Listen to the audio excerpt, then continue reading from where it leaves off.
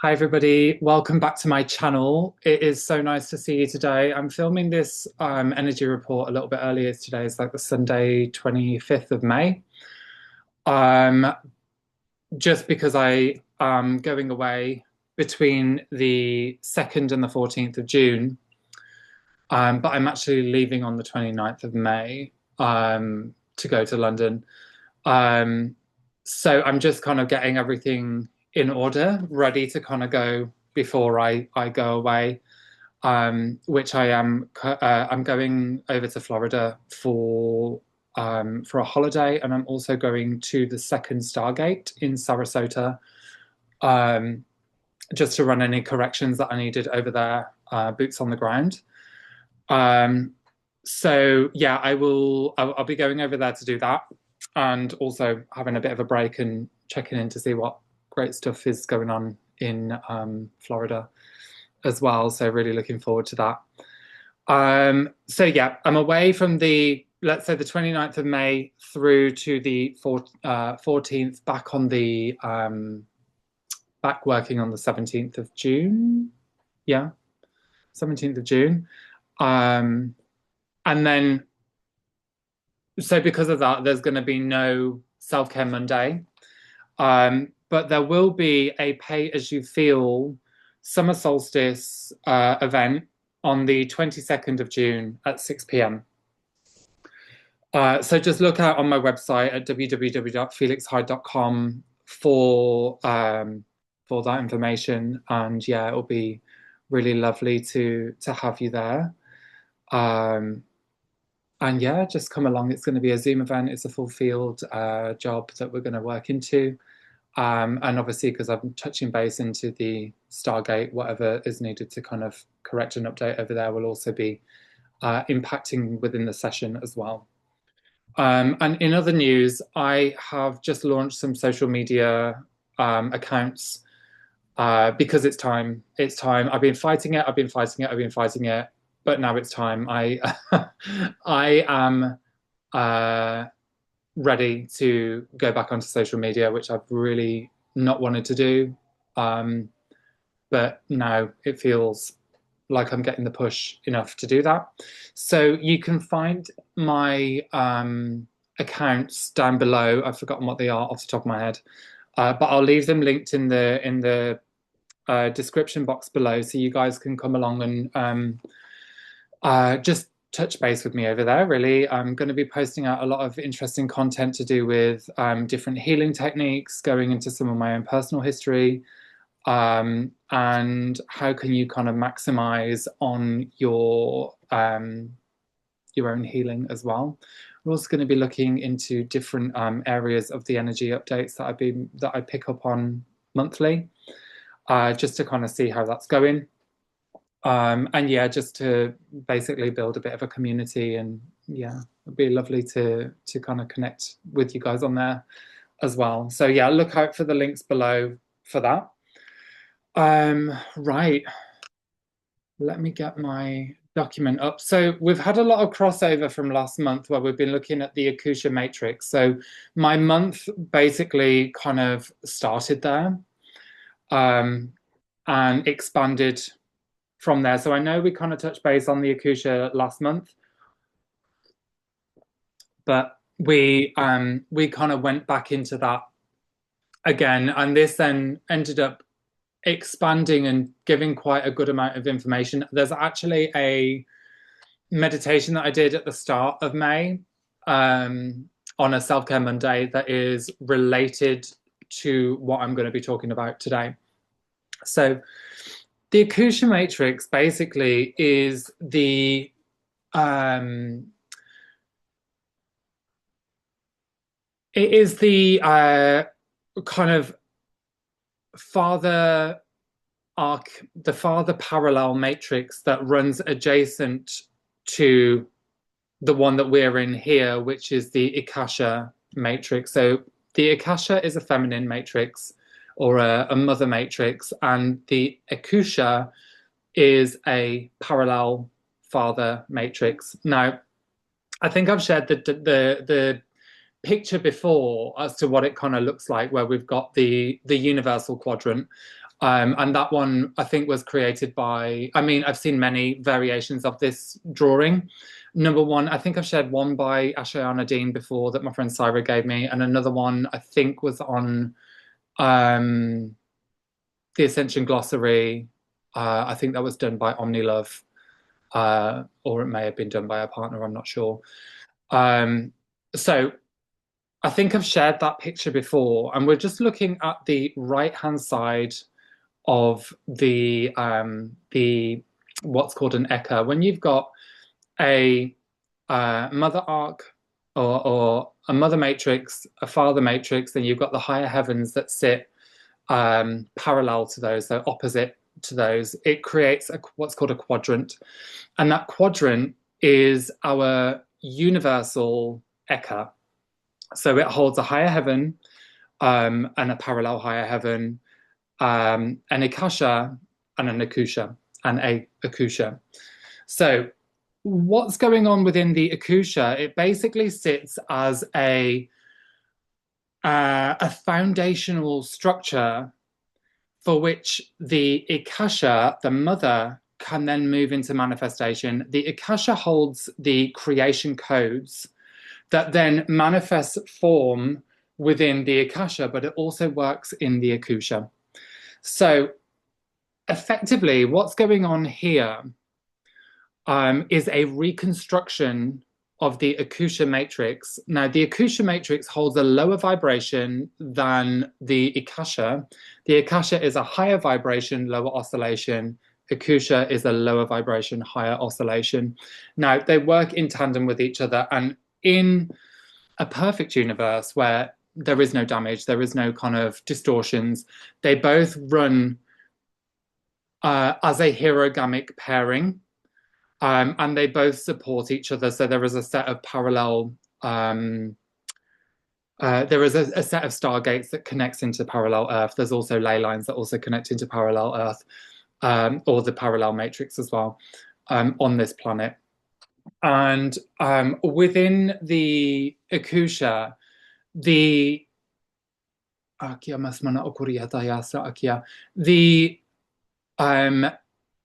alien group, or the AI hybrid alien group, I think they're more AI now, called the Weezer Drac, coming from the Weezer system, which is outside of our Eka. It actually sits in a different Eka.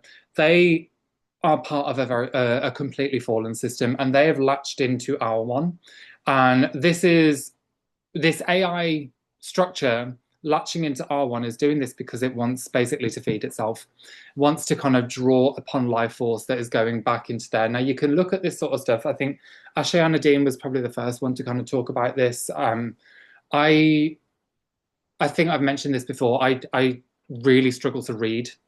I always have. I've always been very dyslexic. So I can maybe like look at a picture and receive information on that. Or if I'm looking at a document, the words jump all over the page, and I can maybe get 2 or 3 keywords that then trigger my awareness of what's going on, because then I start to receive download within that now. So I don't know exactly where the document is, and I haven't read it, is what I'm trying to say. I have a lot of conversations with my friend Syra, and we kind of bounce ideas to and from each other to kind of understand things. And she's been absolutely so helpful in this today, because I've needed some help, kind of just getting my mind into order with this one.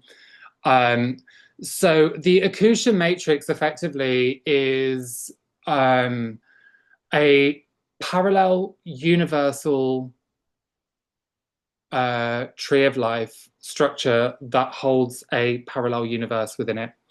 And the Weezer entity group that have latched into our time matrix, they house themselves within the Akusha.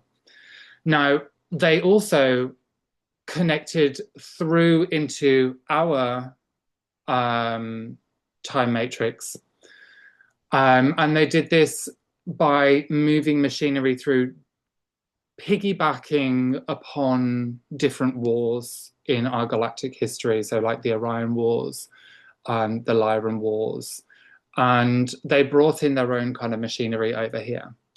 And they did this because they needed to kind of distort our time matrix in order to feed themselves through our own fractured consciousness. So as their machinery kind of took place and went down through the dimensional layers, it was then pulsing reversal currents, it was warping the magnetic field, tilting the planetary axis, and this basically kind of messed up a lot of things for our consciousness, and also messed up the mental bodies, the mental body architecture known as the rod architecture, which if we jump back to, I think it was February, we were talking about the Amethyst Order, the Ezekiel timelines and the Electric Wars. So this was that big war that we were looking at, where the mental body went through, or the rod architecture went through corruption, and this fractured the masculine principle, which is the rod, and messed up the different stations of identity, the identity on a mental plane, which basically schismed a lot of our thought forms. Now, as we know, the universe is a mental construct, and we are working to kind of rehabilitate the mind in order to kind of allow everything else to work itself out. Now, the interesting thing about this is the repair that was done, or the reconstruction that was done in the Akasha Matrix. This was triggered by the Holy Father's return, and which I've been talking about over the past month. So if you are unaware of this, go back and take a look at the past couple of months. So it's been going since about January, December, end of December, January time. We've had the Holy Father moving in and running the corrective coding, the reconstruction of the root field, which basically is our sense of security, survival instinct, and where we've had multiple layers of hybrid genetics and all kinds of things that are kind of going on over there. So where we are at the moment, or what I've been picking up on at the moment recently, this past month, 6 weeks kind of thing, we've had the Akasha Matrix, which has the hub point for the Weezer, who station multiple artificial intelligence templates, structures, and machinery that warp the masculine father universal impulse in the parallel matrix. Now, that as a structural standpoint is so important because the very foundations of our Eka are going through a reconstruction. So this is not just on a personal level, it's affecting the personal level, but it's going universal Eka, it's going our universe, it's going solar, it's going planetary, it's going individual, it's touching base on absolutely everything. And this is also affecting the reconstruction of the higher heavens to realign the channels, realign the flows of light and the higher consciousness coming from the higher heaven God worlds back into our alignment and trajectory. So what we're seeing here is a reconstruction of the Father Arc matrix, the parallel Father Arc matrix, which did hold a lot of artificial intelligence templates. This is being reconstructed to delineate out the artificial machinery that was working through there that has been impacting our time matrix, our Akasha, correct? Sorry, I just had to look back at my notes then. So it's been impacting our Akasha. Now, this is the foundational structures that's allowing the creation codes within our universe to expand and open and run not just a recalibration, but a rehabilitation, a rebuilding, or a regenesis. So as that is opening and expanding, running to correct, we're looking back at the Akasha, the Aurora network, which is the Christed families of the Andromeda galaxy coming in to support our ascension, to support our rehabilitation, moving back into the Akusha and reconstructing the dark matter levels of the Akusha. So this is a re-encryption of the dark matter templates of the Akusha, which basically the dark matter has the eternal light of source building upon it. When there is damage in this, it's kind of like a foundational template as well, to be fair. So this is a foundational template for all matter to manifest upon. Right, so that has also been going through a massive reconstruction. So this is really big. Now, around this time as well, just running adjacent to this, there were the Amethyst Order families, the mermaids, the Cetacean, the dolphins, the whales. These families were coming in and providing me awareness of the family reconstruction. And again, this has been going on because the Amethyst Order run as the father matrix or the father principle. They carry the father code through this. We've got the re-emergence of the Holy Father coming in and rehabilitating the Amethyst Order lineages. Now, right. So as this is coming into my awareness, the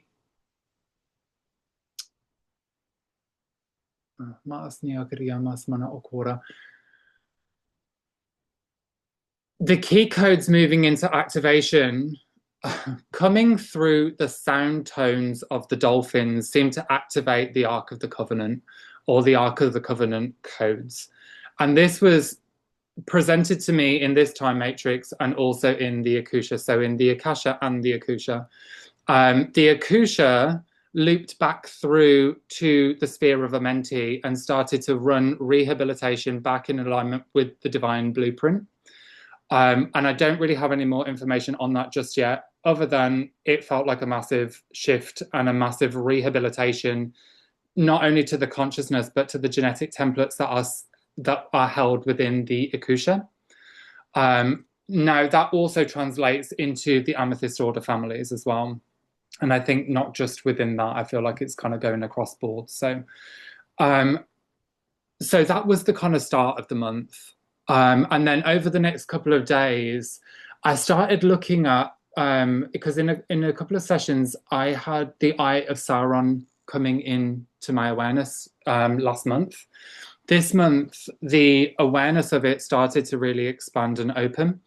The Eye of Sauron network basically is a negative system that shields the awareness of negative programs, galactic trafficking, hybrid genetic programs. And this is where the kind of Amethyst Order connects in, where the people had been kind of trafficked and then the genetics taken. Now, I feel like that was like layers of memories coming out, to be honest. I'm still not 100% sure, but there's been a lot of kind of galactic movement interaction and raising into my awareness at the time. So as I was kind of looking at this month, after I saw the fuller reconstruction of the Akusha, the power that was being used to amplify the artificial grids over here was heavily being taken down. And that was running through the Akusha matrix. It was running through the Akusha. So as that's being translated over here, we're seeing the awareness of the negative structures, the negative systems breaking down, for us to become aware of what is actually going on, to become aware of how they are operating. The Eye of Sauron network is also part of a kind of black magic shielding program. So you've got the artificial grids that are warping the consciousness within certain locations, which I'll get into in a minute. The areas that I've kind of looked into were over in Tibet, the Ninth Stargate, and in I'm always going to butcher this word, Bamtor, lake, which is a stargate, and around Mount Kailash. Um, so the Eye of Sauron network is also being used. Imagine like hands drawing up the frequency of trauma, of fear, of disaster up into the palms, and that's then being recircuited through a network of Eye of Saurons, basically, and being fed back into other systems. So these concealment projects are running in tandem with the artificial grids that is being amplified, the Eye of Sauron network being amplified by black magic to conceal the information, which is then being used to funnel back into the Luciferian rebellion timeline around the Atlantean period, with funneling things back into the Sons of Belial. Basically, the Sons of Belial being like the mad scientists, and the dark witches, and warlocks, basically, of the Atlantean times. So we're looking at the kind of the Luciferian rebellion. Now, the interesting thing about this is because the Akasha matrix is reconstructing, the power of the Eye of Sauron network is completely unable to work, basically. The energy that's being siphoned into the Eye of Sauron network is then being moved back into the Cosmic Mother's peach body, which is then being translated into or transferred into the Triple Solar Dragon, Merida, Guinevere, Bridget. And I'm going to thank Sarah again for that, for helping me kind of understand this. Even to this level, I don't feel like I understand it fully, but I'm kind of giving you what I've got. And this works to correct the template and clear the artificial timeline overlays that is to do with the Luciferian rebellion. So it's bringing the power back to the light that's been used to apply the power to these timelines that sit as overlays to the organic timeline. This is so it can be kind of repurposed and then fulfilled back into the present day. So the original siphoning would go into the Luciferian rebellion timeline, which actually was also seen playing out today, with a lot of the kind of New World Order agendas, and the kind of attempted planetary takeover sort of things. So what's going on is a dismantling of the overlay that's tightly enmeshed with the organic timeline, separating itself out and unweaving the system, which is giving us all back our own power. It's giving back the light their power, and it's starting to delineate the overlaid timeline that's woven into the organic one, let's say. And this is really big, because what this does is it starts to correct out the or delineate out the bad guys, and just starts to correct the templates around that. So what we're seeing with the breakdown of the Eye of Sauron network is something actually really great.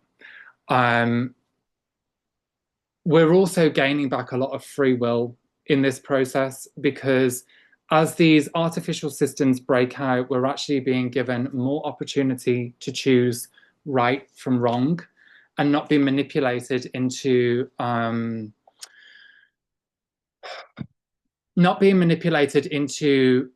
the triggers that are exacerbated by the artificial overlays. So the artificial overlays work to amplify your the negative frequency that then controls the reaction. The reaction then would be fed back into the artificial overlay and creates further rips in your consciousness that would then be stuck within the artificial timeline. This is giving us such a longer choice to reclaim ourselves in the process. It becomes easier. And once we have the knowledge of that, the magic really starts to happen. We really do end up claiming our power back. Now, this has been a reoccurring theme over the past 6 weeks, but it gets better. There's so much more that's kind of coming in. So we're just going to jump back. I think it was last month where we were looking at all these hybridization programs, um, and the healing of the hybridization programs, because this then links back into the topic of Mount Kailash, Bamtor. I can't say that. I'm really sorry. It's TSO, in Tibet, which were the significant destinations that I've been kind of looking at surrounding this ISR network. But what I've also been seeing within there, which has been quite a hostile environment, I have to say, is the movement of or the kind of trafficking networks coming into light. And then as I've kind of followed the information, seen where it's been going to, it's taken us right back into the different planets and also different parts of the Akusha as well, where the genetics of the Amethyst Order were taken. We've gone through a reclaiming of the genetic record of the Amethyst Order, and I don't feel like it just stops there. I feel like there may be some others within the Golden Order and within the Emerald Order as well. But the primary awareness for me was about the Amethyst Order. So that's what I've been seeing at the moment, and that has been coming back. It's been repositioned and put back into a place where it is needed to be, where it is meant to be, rather than held in these different kind of pockets of time and space, and being weaponized and manipulated to amplify artificial intelligence systems that have been projected back into our field. So these genetics are used as a holographic clone to project into our fields at the worst times, really. And this has all been breaking down. It's I cannot stress this enough, because it's just so amazing how what we're going through at the moment is the big cleanup. We're going and taking back our universe, we're taking back our Eka and claiming back our genetics, which is ultimately rehabilitating our templates, rehabilitating our DNA. And this is assisting us to all move back into our true Diamond Sun, Double Diamond Sun templates and embodiments. So another level to this, which has been coming over the past couple of months, is the Christ code correction. So what we're looking at here is a part of the light body code, the Kristalla code. The Kristalla would be the inner, the Christ code is the external. And this balances the ratios, it balances the proportions in the light body. So what this code does, because we've had all of this disconnection of artificial intelligence on so many different levels, the Christ code coming in triggers the light body architecture to rebalance all of the proportions. It disconnects itself from the negative systems, so the negative systems can no longer warp, manipulate, and connect into what they used to be able to connect into. So there is a reconstruction of our light body to move more into the form it is meant to be, in alignment with the divine blueprint. The interesting thing about this is where the light body is going through a reconstruction, this is also breaking down the anchor points, the infrastructure and the points of harvest that connect us into the artificial intelligence systems within this time matrix, like the Black Cube system, the Red Trident. And it begins to kind of pull ourselves back, so we no longer become affected by these negative systems. When I was observing this, I was also taken into the planet, the solar system, and then the universal, and then finally the Eka, that I was also seeing the Christ code correcting through the light body layers, the morphogenetic layers of the, it's not just the morphogenetic layers, well, it is, but yeah, it is as well. So the layers of the light body for these different systems. Now, to understand the light body is to understand that we are interconnected with the planet, the solar, the universal, the Eka, the higher heavens, etc., because they all run the same base template, which is a 12-tree grid. And this, obviously, as we go up out of this universe and into the Eka, into the higher heavens, it moves into the quadrant, and then it moves into a much more complicated system, which I'm not going to start talking about now, because it's layers of Ekas, layers of Ikashas, layers of Ikasha A's, etc. There's many layers to it, and it's just going to get a little bit complicated. So what we were looking at within the solar system is the crystal code going into the planets, reconstructing the planet, the planetary bodies, or the planetary light bodies, and moving the shadow currents or the shadow architecture out of, it's like it kind of updates it out to the surface. So then we're having to purge the shadow aspects of the planets, if that makes sense. So we're going through this grand kind of recalibration. But the interesting thing about this is the shadow body architecture of these different planetary systems. I've forgotten what I was going to say. I'm really sorry. Yeah.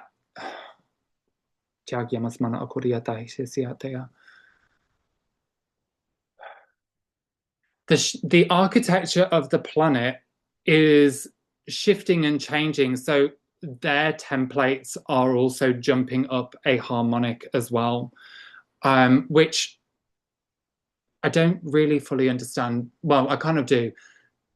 For us, for those that have already jumped into the higher harmonic, we're able to now start seeing the evolved version of our solar system, which is, I feel like, what I've been kind of seeing and observing with the CRIST code corrections.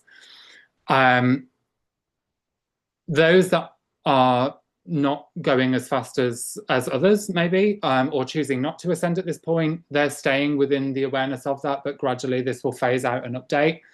And the architecture, the negative artificial intelligence architecture that loops through certain planets is no longer able to affect the solar system. This is what I was trying to say a minute ago, but I forgot what I was saying.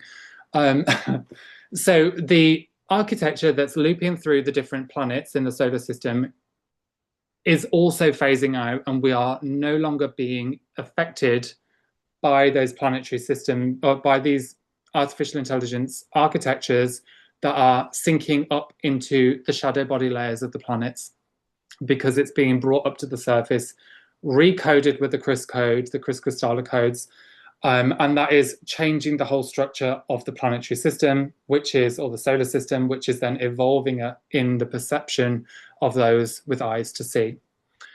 So, quite frankly, it's amazing. It's so special that we're able to kind of witness this at this time, and it's going to continue updating each dimensional layer as we continue to go. This is the process. So the CRISP code is now coming in and it's updating, rejuvenating all of these different layers. So all of the different layers of consciousness that we have that's being impacted by negative structures is upfolding and delineating out. So quite significant shifts, to say the least, within our universe, quite significant shifts that we're also going to be feeling this, because this is going to be triggering up one's own shadow body impulses. Even thought processes should be getting a lot easier to manage. It's just if we can kind of deal with the emotional side of things and catch up there if we haven't really done the inner work. Once we kind of get the inner work up and running, this is going to accelerate the ability to kind of ascend. We're in a very, very fast acceleration flow now, which is triggering, well, not just triggering the cellular memory awakening. That's been going on for a while now, but it all kind of runs in tandem. So the cellular memory awakening is where we're gaining back these kind of thought forms of, oh, I remember that from childhood that I wouldn't have ever thought about before, or I remember that from the Atlantean histories or the Lemurian histories. I actually remember this thing that happened in Tara, which was fifth dimensional Earth, before it got destroyed. So we're gaining our memories back to start processing out the emotion behind it in order to making us all lighter. So we're in this acceleration period of cellular memory awakening. Now that we've had all this architecture, this negative architecture breaking down or dissolving, dismantling with the light body recoding, this is, once again, going to accelerate it. So the next part to this is on a collective level, we're also looking at something called the Raja complex, reconnecting in this interface of the 13th, 14th, 15th dimensional layers, the founder race layers, interfacing into our into the lower levels of our light body. So we're actually regaining, or the collective regaining, a level of conscious awareness, which is a part of the return of the Emerald Order, to come back in to start relaying information into layers of the collective field, into layers of those that are not as awake as others. And those that are already awake probably already have this Raja complex kind of kicked in and somewhat active. The one previous to this that kind of came into my awareness was the Shara complex coming into activation, and that is, we're looking at the 10th, 11th, and 12th. The Christ consciousness communication pathways and interface relaying its consciousness into the lower levels of the light body. So now we're taking it the next level up. Okay. So when that communication is coming in, it really guides us into looking into so much more loving, loving ways of thinking. It aligns us into the new earth way of thinking, and how can we kind of maximize that in our reality. Ideally, we came here to evolve ourselves and have a human experience. Somewhere along the way, it became a bit of a war zone, to say the least, which distorted and really damaged our evolutionary pathway to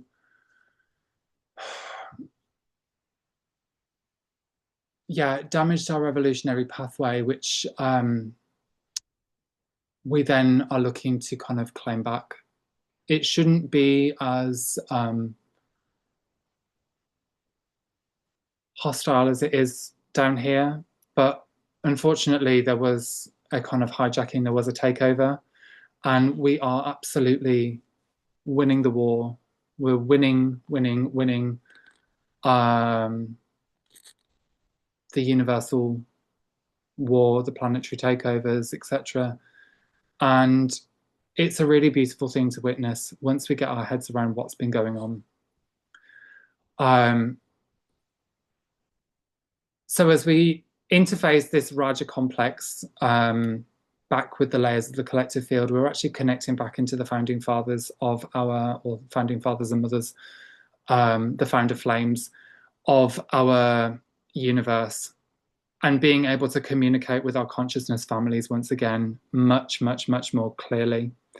And this is then being able to relay the communication to the lower levels. And that is such a beautiful thing. It is such a wonderful gift to see coming in. It may look like chaos out there, but that is because the reconstruction is taking place, and we are moving up the spectrum where we are learning to integrate, unify, and kind of accept as a whole, really. So we've got to kind of see the breakdown of something in order for us to shift and move up into the next thing. Now, the great thing about this is we've also had an acceleration around translocational consciousness. I know that there's been a lot of awakened and aware people who are already very attuned with their spiritual abilities.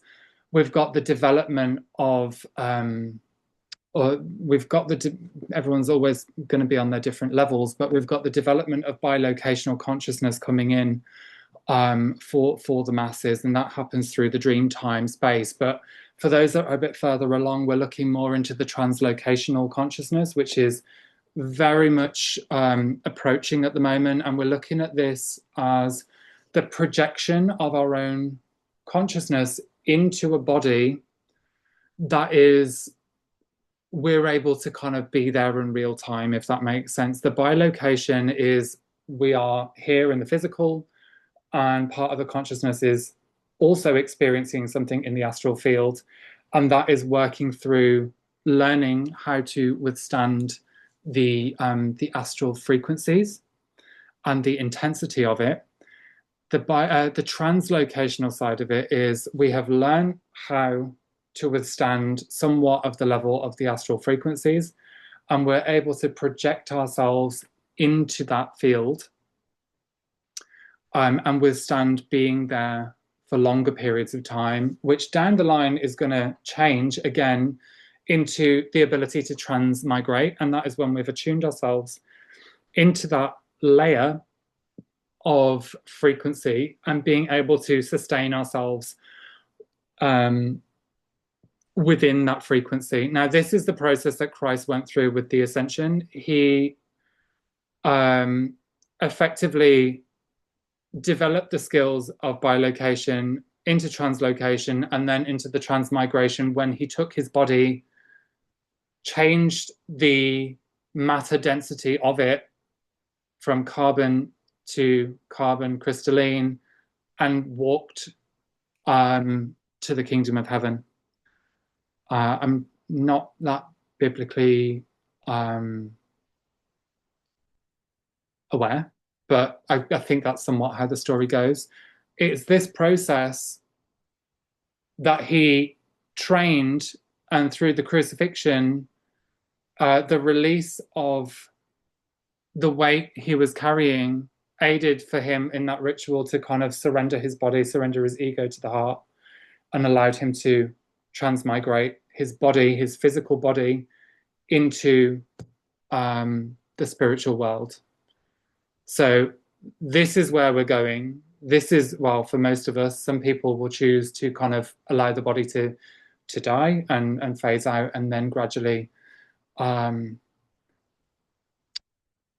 acclimate in their own spiritual body. We're currently, as healers, rebuilding the spiritual body or the etheric body for us to project our consciousness in. Some of us have done this already, and we're already experiencing the translocational consciousness. We're already experiencing this. And yeah, that's kind of where we're going.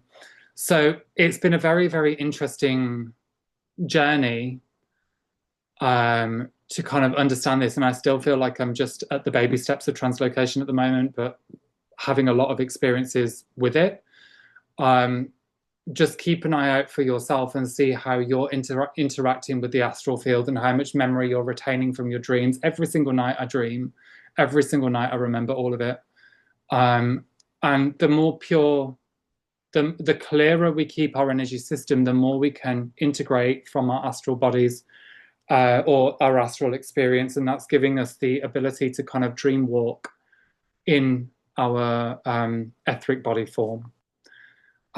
So yeah, the translocation is when we're shifting the reality into a higher dimension, and being able to kind of be there, but also,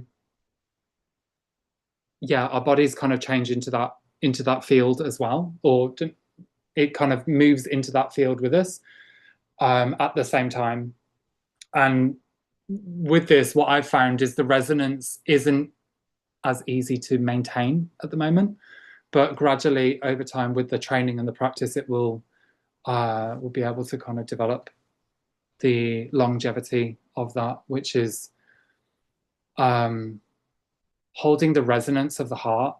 And what I've also found, which was really interesting, um, is I finally started doing some artwork on my iPad, which I really have been battling with. Even though I worked as a designer for 8 years, I've really battled with the ability to be creative over the past month, well, the past 6 months really. And then this month I've picked up the iPad and started to create. And that has shown me the kind of how the soul is, how my soul is trying to communicate and what it feels like. And that's telling me this is how my soul is wanting to be understood. It's how it's wanting to be seen and observed. And it's not brash, harder kind of communications. It's so soft. So I've translated the understanding of that into the translocational consciousness, the translocational experience, and trying to apply the creativity of the soul's expression, how that felt when I was looking back at the artwork that I was creating, and applying that to the feeling of what it would be like, or what it's like when moving through the dimensional fields in a translocational state of consciousness. So yeah, it was quite interesting. I'm just going to wrap up on this final topic, which came to me, funnily enough, whilst I was at the gym. It's usually when I'm on the treadmill, I go into a state of free flow and just seem to pull in a lot of information on there, and I really love it. So just before I got on the treadmill, I was having this feeling that I felt like I had kind of like I was experiencing being a solar dragon, and the solar dragon consciousness was basically showing me the storyline of them having their bodies, having their powers taken, and being warped into machinery, being warped into controlling structures, and being manipulated into giving their life force, giving their life into the negative system. So going back into the Akusha stuff, basically, and going back into the machinery stuff. What it felt like, the solar dragons were basically expressing to the invaders that no more can they take our bodies. They do not have the power to control. And they were expanding their light so much. This happened maybe about a week ago. They were expanding their light so much, and it was releasing out the controller negatives and AI from their system, and they were claiming back their consciousness, they were claiming back their systems. And what it felt like was that they were no longer tied into these structures. But what it also felt like was that the earth has gained enough power for them to kind of take themselves out of the earth because it was being able to support itself. Now, I don't believe that that is fully what it means, because different solar dragons also hold different positions within the planet. So we're looking at the Solar Christ Michael as the protector. We're looking at King Arthur and Guinevere as the that powers up the light body. We're looking at Ezekiel is the functioning universal solar rod architecture, so the mental body architecture, right? So they have a function within our universe. They have a function within the planet, and they also kind of sit there. But what it felt like was they were able to pull themselves out and not be stuck within the planet. Now, I know quite a few of them had been stuck within the planet. I know Ezekiel definitely was, because we went through that in February. And Solar Christ Michael was a while back, but then he got released, as did Ezekiel. And that then further down the line brought King Arthur back into the light body. So there is a purpose within this, but the strength upon strength of these solar dragons and the powers coming back to them is really significant here because we are, as I've said earlier, we are so there. We're only going to see accelerations of power upon power coming back to us. And that is just such an amazing thing to be able to witness in the fields, but also to know that's coming into our realities. It's just a case of keep on aligning, keep on grounding ourselves, and pulling in these higher frequencies and pulling in this the recalibration, so we kind of claim our power back over and over again. These Chris codes are basically doing that for us anyway. But the more we become conscious of it, the more we're going to accelerate the process of it. And I'm one who absolutely loves acceleration. I like to get things done quite quickly, which I'm learning now to slow down a bit, which is a challenge, but it's something I've got to learn. We are seeing the I forgot what I was going to say again.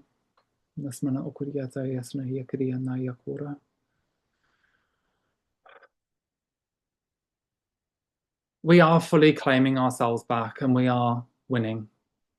So I can't remember what I was going to say, so I'm going to leave it there. It was lovely to chat with you all today. Please do look out for my social medias. If you did like this video as well, please give me a subscribe. And yeah, thank you so much for sticking there. Loads of love, everyone. You take care. Bye.